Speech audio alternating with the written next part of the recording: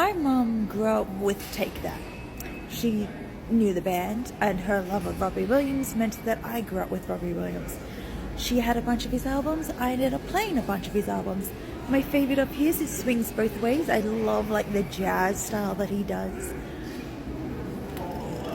When it comes to Better Man, it's a very psychological insight of a man that we know oh so well. A man that has been in the spotlight since he was 15 years old. A man who's been in the spotlight since the 90s, since the 80s. A man who hasn't had the chance to breathe and give himself time to nurture the aspects of his life or his mentality that he had the chance to miss out on. Whether it be through his substance abuse, whether it be through lifestyle choices, whether it be through people who pushed him to the brink, or whether it was just life, because we all know how life loves to throw lemons and we're forced to make lemonade. Better Man is told through the perspective of how Robbie Williams sees himself. He sees himself as a performing monkey. As the Tones and I song says, dance monkey. This movie isn't out for about another 2 weeks in Australia. It's currently on advanced screenings, which is great because there's too many movies to see Boxing Day and I just do not have the time. But watching Better Man, it feels like a distorted truth.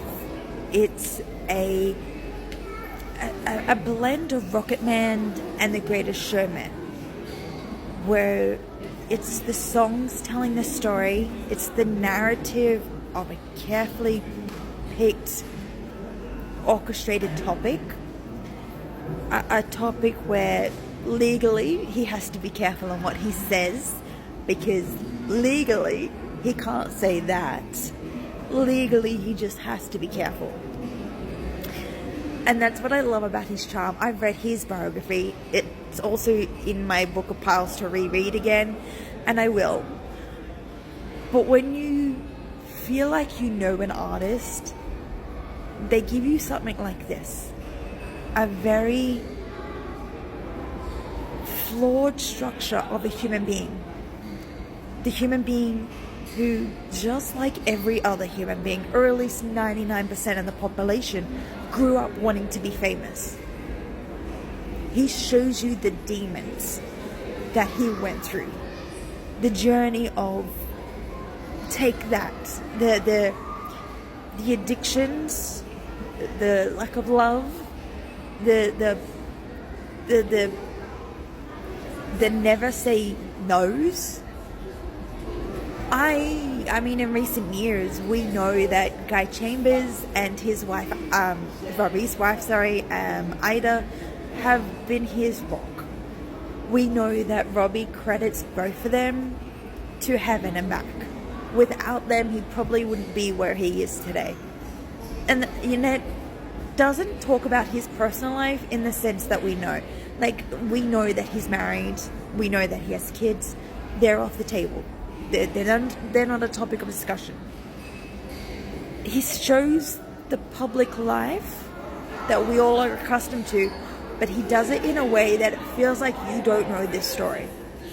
It does it in a way that you sit down and you're like, is this the same Robbie Williams that I've known for the past 30 years? Is this the same Robbie Williams that my mom grew up with? Is this the same Robbie Williams that we watched in the news every other week? Probably not. But I think the beauty of Better Man, like I said, you can compare it to Rocketman or The Greatest Showman, where in the Rocketman, the way that the story was structured, it gives you a new way to look at the songs. It almost gives you an idea of maybe this was the concept of why this song was written, but also in the same breath it goes, I have never thought of this song as that way. While also with The Greatest Showman putting on an act that, again, it's a story that we've known for as long as possible, but it distorts the truth. We know that Greatest Showman is about P.T. Barnum. We also know that that distorted truth wasn't as pretty as, well, the movie paints it to be. Better Man brings both of those tones to this story. It is uncomfortable, it is hard, it is very confronting demons. It is a psychological insight of one man. As someone who suffers from severe depression, severe anxiety, who has been suicidal and had to dig herself out of that hole without any aids, it's a fucking bitch. Going toe to toe with death and with the devil is not something I recommend anybody doing.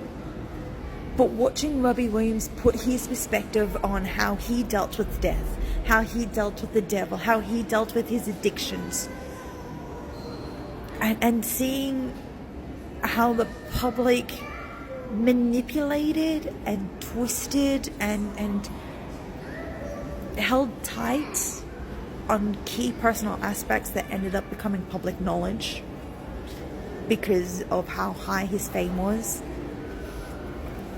It gives you a reason on the way that we view child stars and the way that we need to protect upcoming celebrities, especially those who start out so young, especially those who, you know, before the age of 18, they have more money than they know how to deal with. They have more rock and roll party lifestyle than they know how to deal with. That by the time they're 20, they're 6 feet under. This movie isn't for the faint of heart, and I mean that literally.